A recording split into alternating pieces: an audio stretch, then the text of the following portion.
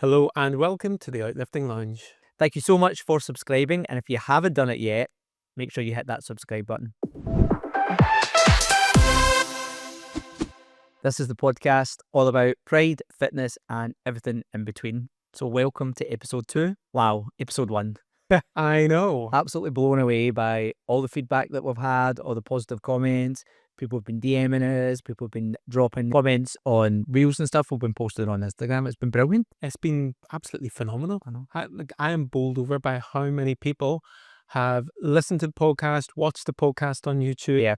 watched snippets of the podcast on social media. It has just been crazy. I know, who would have thought that people would want to listen to us droning on for 45 minutes? Onwards and upwards until episode 2 and beyond. Absolutely. Although I did get a bit of feedback from someone. I'm going to take it as a compliment. They said, we've got the perfect voices to fall asleep to. I have been told that before. By me. By watch it. So we used to teach body balance, Les Mills body balance when we were in Glasgow. For those who don't know what that is, it is a yoga fusion class. It's like new yoga, bit of Pilates in there, bit of Tai Chi. It's a phenomenal class. Everything's choreographed to wonderful music by people who are just brilliant at what they do in New Zealand. They've been creating this class for decades and it is phenomenal. I do miss teaching it. Yeah. At the end of that class, there is, the relaxation track. And I've been told by quite a few people before that I have put them to sleep during that 10-minute track. Yeah, same. It's a special class. We really miss teaching it, don't we? We really miss it. So maybe don't listen to this podcast while you're driving or operating heavy machinery. Yeah, I joke. Please listen to it, whatever. Yeah, lots of people have actually told us that they've been listening to it in the car when they're off to do whatever. So looking forward to getting the feedback on episode 2 now as well.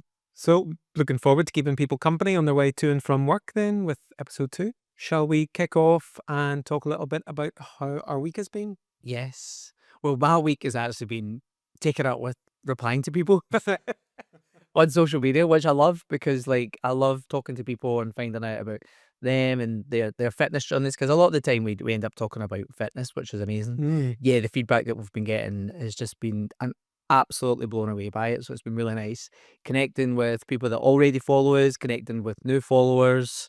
Yeah, that's pretty much been my week. That and the gym, as always. I've been doing a lot of the cutting and editing and things like that and putting the clips out in social media. So I've been kept quite busy with that as well. Yeah. And obviously we've still got the business to run. So for those who maybe didn't catch episode 1, we run Outlifting, which is health, fitness, nutrition, business, online coaching for gay, bi and trans guys.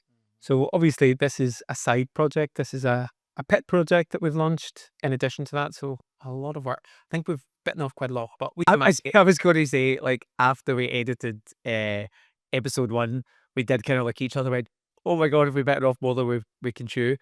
But actually the process of doing the podcast and then watching the final product after it is been really, really good, Yeah, So, I've enjoyed it. glad we've done it. I've enjoyed it. And many more to come. Yes. Yeah. So outside of that, I think I have managed to keep myself sane with the volunteering work that I've been doing. Mm-hmm. So every Friday, I've been going out with Checkpoint Canarias, which is the local sexual health organization here in Maspalomas in Gran Canaria. The organization has set up a clinic where people can get free tests for the majority of STIs, including HIV testing, totally for free, because before the clinic was set up, it cost quite a lot of money, particularly for tourists who were coming over and perhaps didn't have insurance. To go and get tested was not easy, and now it has become super easy. So I go out around the bars in the Yumbo Centre with some other volunteers every Friday night, and we collect money because that's how it keeps running. We don't get any government funding. Yeah. So that's been a lot of fun. And you love it, don't you? You absolutely love it, when you come back in and you tell me, how the collections went. And people are so generous once they find out actually what it is that you're collecting for. It's amazing. And that new facility that they've got as well is just unbelievable. It is phenomenal. It's really good. Before the organization was renting out some space within an existing clinic, and it wasn't ideal. They didn't have their own space. But now this new clinic, and they've got a mobile clinic because there is an ambulance that can travel about. Yeah.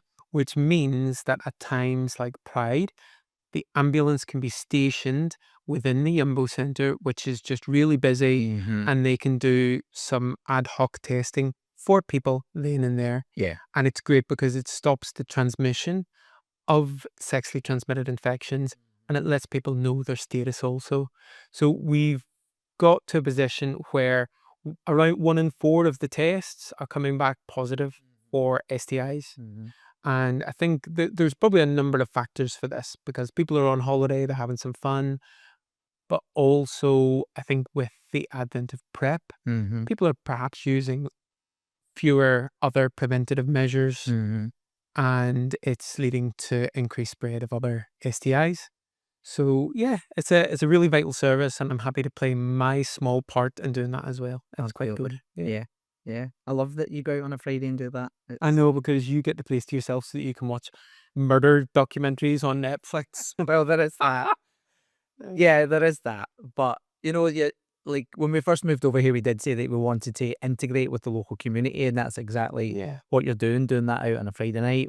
You've made some friends from it as well, which is really, really nice. And you're doing some good. So And it pushed me out of my comfort zone last Friday. yes, let's talk about that. Oh my goodness. So one of the bars that we go to collect is a Spanish drag bar.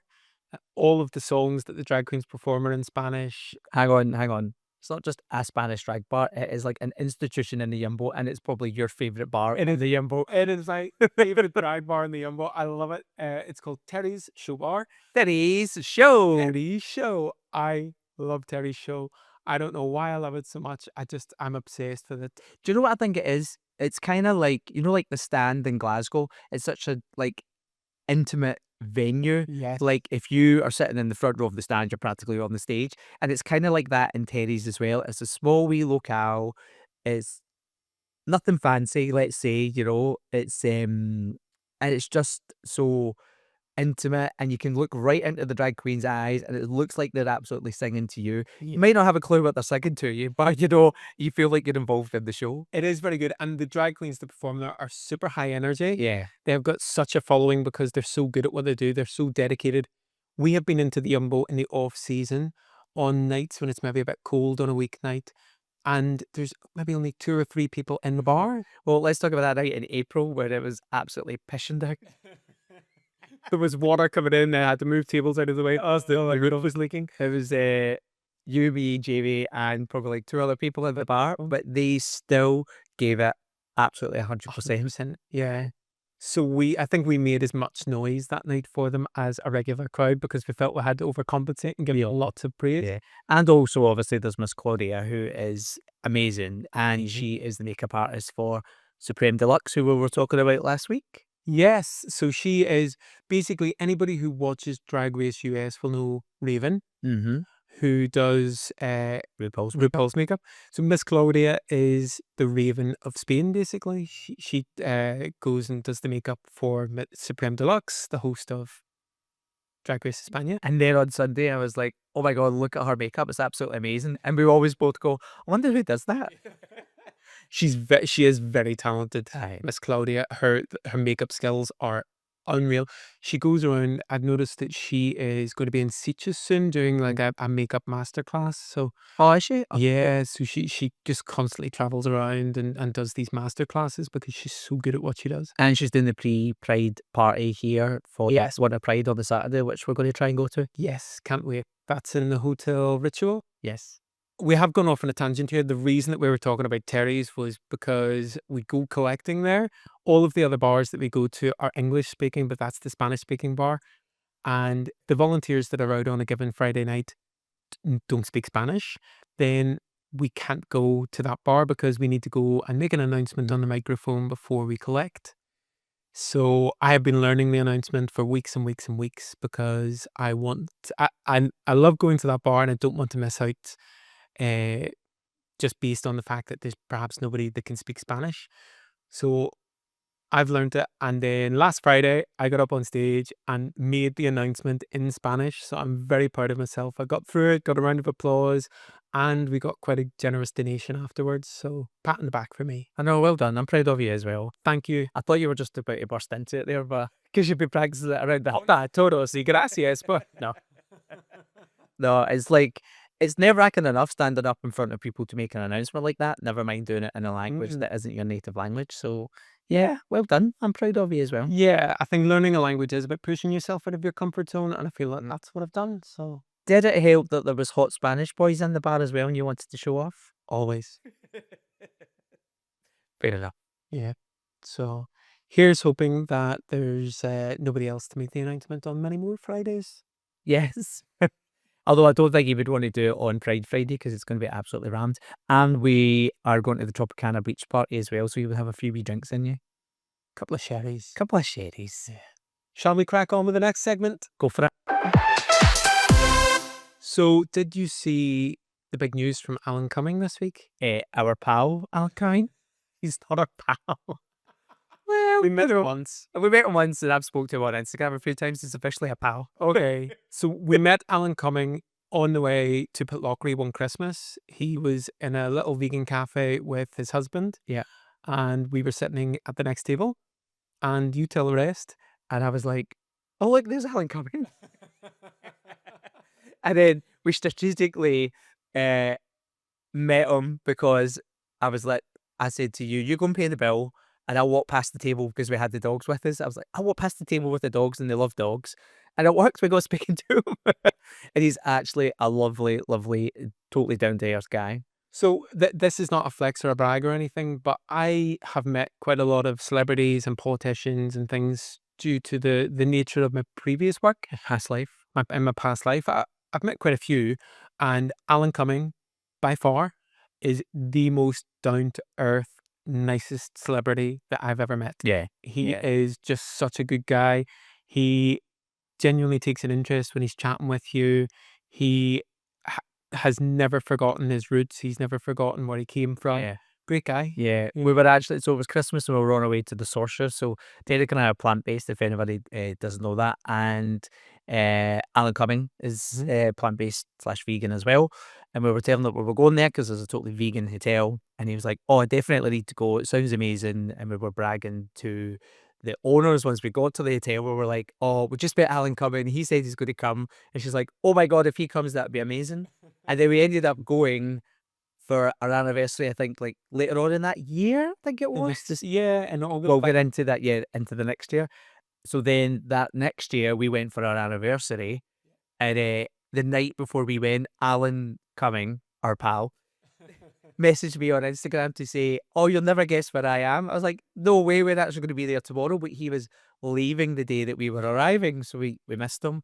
And then when we got to the hotel, the owner, who we're kind of friendly with, was like, you'll never guess who was here. We're like, yeah, we know he messaged us. Our pal Alan Cumming. She's like, oh my God. So that was pretty cool. Yeah, he's just such a lovely guy. And as if we didn't love him enough already, Alan is launching a festival in Pitlochry in the Highlands of Scotland. And it's called Out in the Hills. It's on from the 16th to the 18th of January 2026. And it is just going to be a fabulous festival of LGBTQ culture.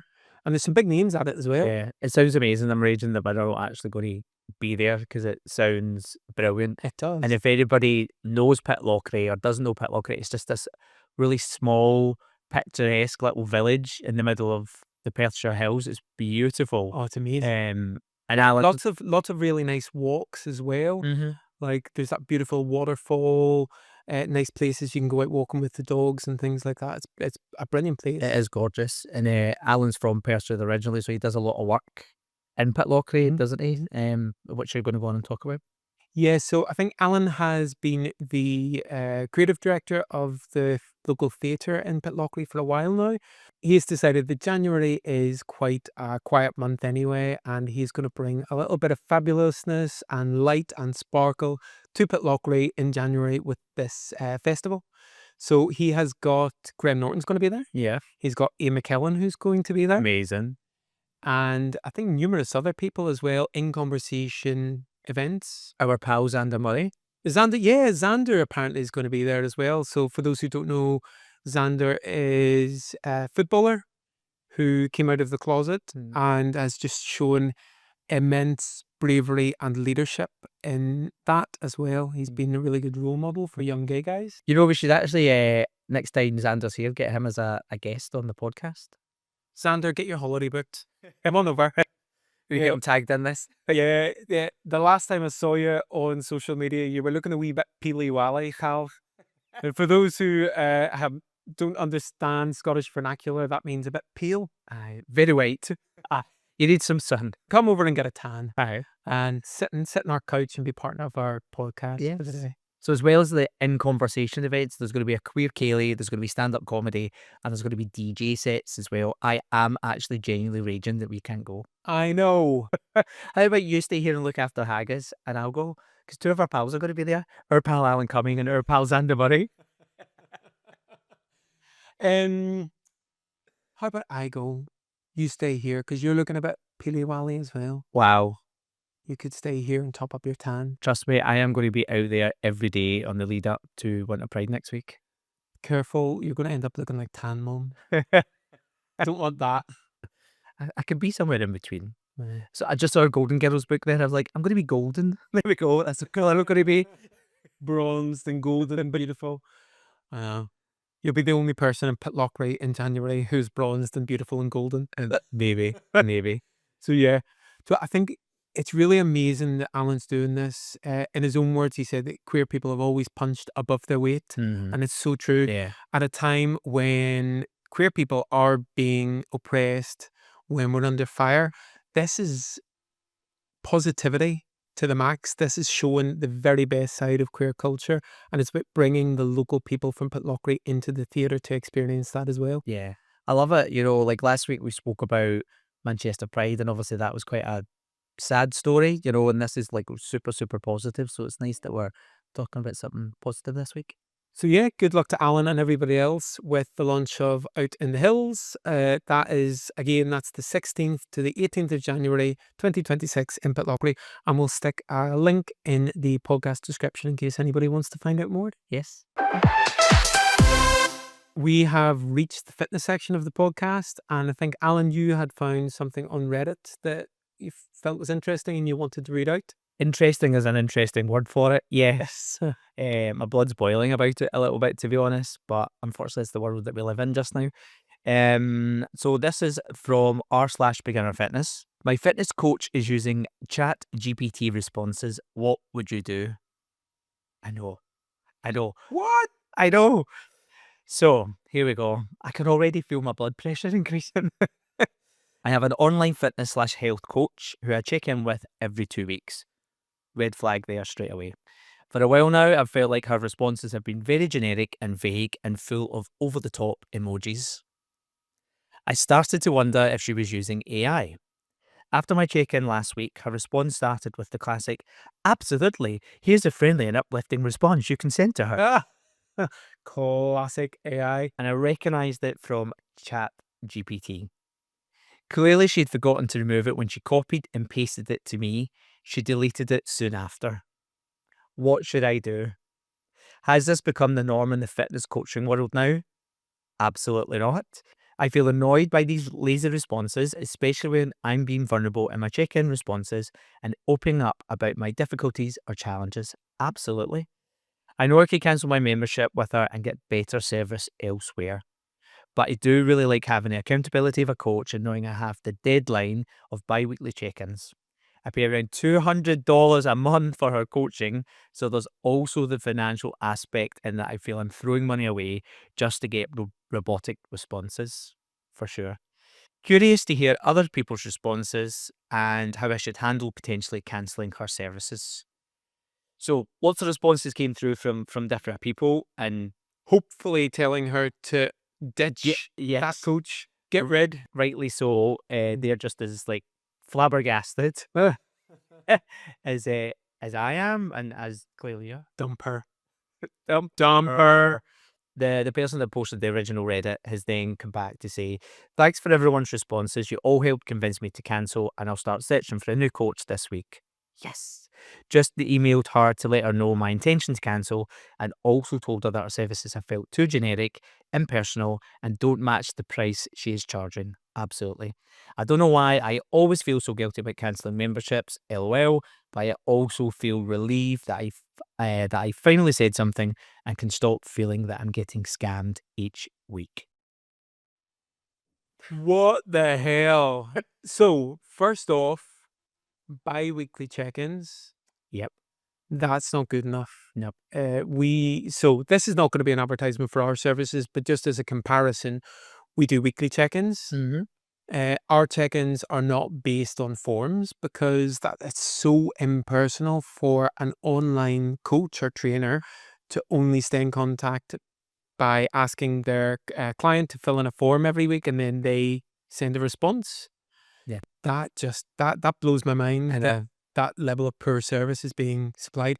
All of our check-ins every week with our clients are video chats. Yep. So that we see them face to face. We get to see really what's going on with them. We get to ask them questions.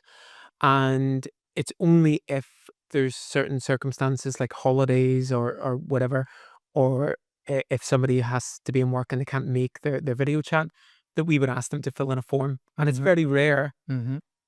That's wild that that is their standard operating procedure. Absolutely crazy. Like I cannot believe that.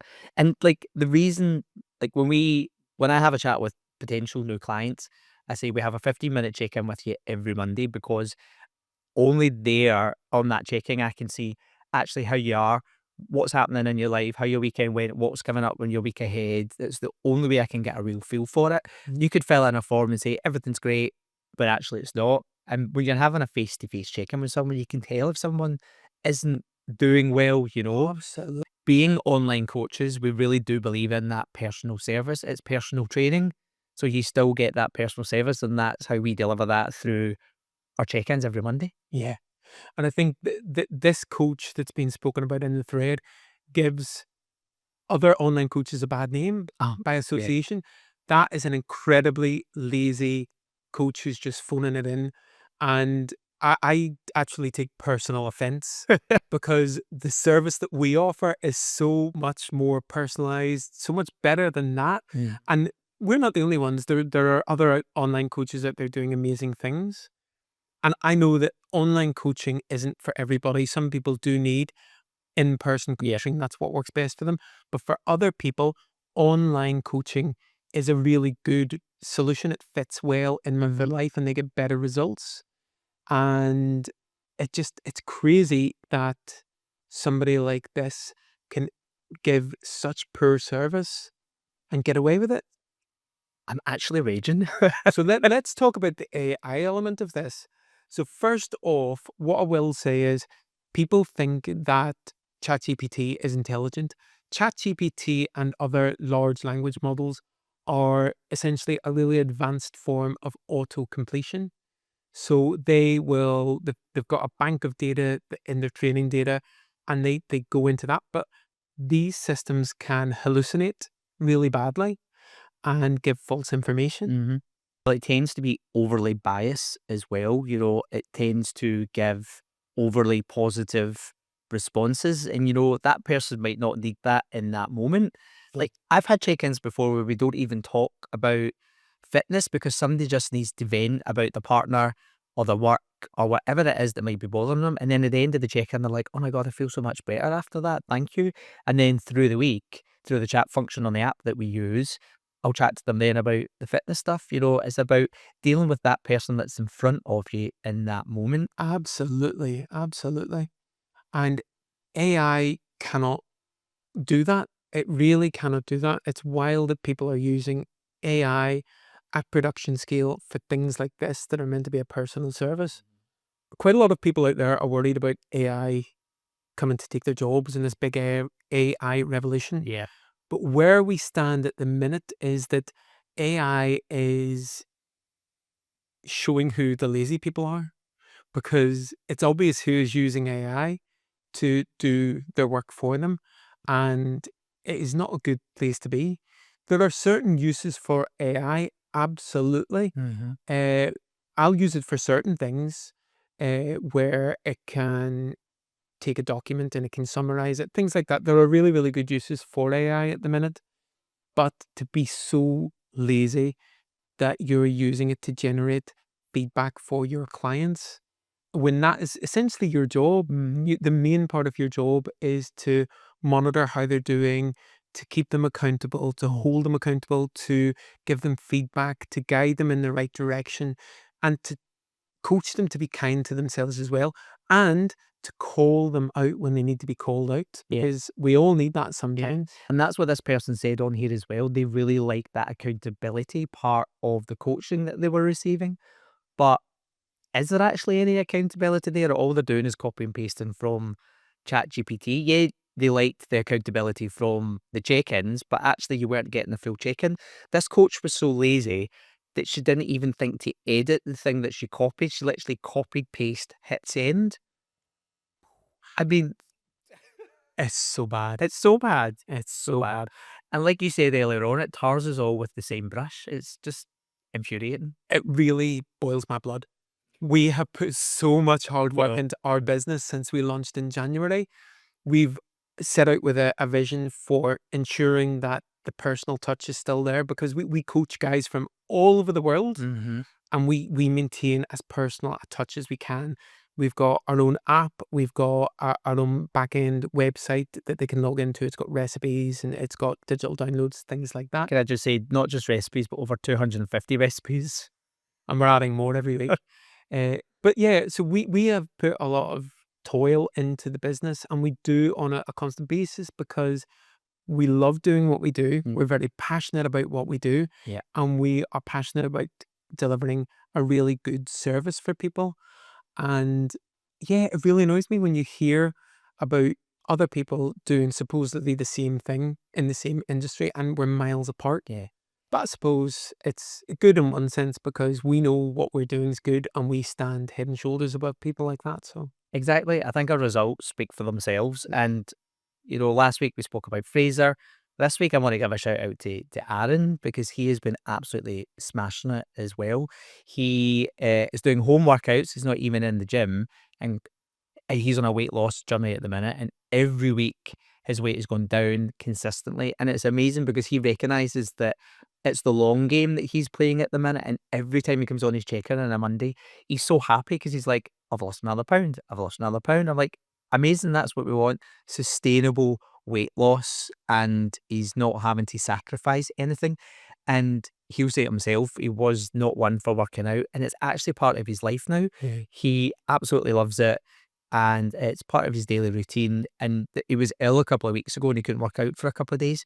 And he said he missed working out and he never thought he would ever say that. That's amazing. So he's had a massive, massive change to his life. And that's it. That is it in a nutshell. Coaching people is not and should never be a tick box exercise. It's about giving them the skill set that they need to make sustainable, long lasting changes to their lives. And it's brilliant because we see Aaron is one example, but we've seen it time and time again where people completely change who they are and become almost unrecognizable. This is going to sound really weird, but see, when somebody leaves our services, I'm actually quite happy about it, because it means they've got to a point where they've taken all the education that we've given them, they've taken all the knowledge, and they feel confident enough to then go and do it on their own. Yeah. And I think that's just amazing. Yeah, it's like when parents send their kids out into the real world.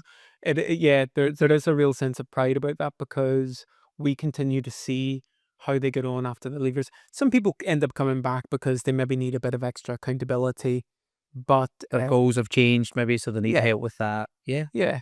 But when people kind of leave the service because they feel like they've achieved what they want to achieve and they can go about it by themselves, that's a phenomenal feeling, because we have that is the marker for us having done our job really well. Absolutely. Yeah. That's good. So enough of us patting ourselves on the back, though. If people are Listen, if you're not going to blow your own horn, who is? not right now. This is a PG podcast, Alan. Don't be doing things like I that. did actually mean to say toot your own horn, but clearly my mind's elsewhere. Yeah, we are on quite a lot of platforms, but we're not on the one that starts with only. So don't go there. More like only tans. Only tans, yes. That. Yes. we've tooted our own horns enough. If people are interested in a quality online coaching service specifically for gay, bi, and trans guys, we can definitely recommend our own. We Yes. do not generate responses from ChatGPT. We do not. Like No. other coaches clearly do. Yes. We give a personal service and we love what we do. So if you ever want to get in touch, I think the best way is through DM on our Instagram page. That's at outlift.ing. Gotta pay those bills. Gotta pay those bills. Ding. Or they can visit our website as well, which is just outlift.ing. Yes. They can find out more about us. You can even book in for a free call with us, a free video call, where we can discuss our service, see if it's the right fit for you, and if you're the right fit for our service as well. Yeah. And it's no obligation, it's totally free. I really love those calls because I get to find out about people and their lives. It's a really casual call about where they've been, where they are, what the goals are, and how we can potentially help them get there. Yeah, it's good chatting with people because you really see that desire to change their lives. Yeah. It's lovely. Yeah.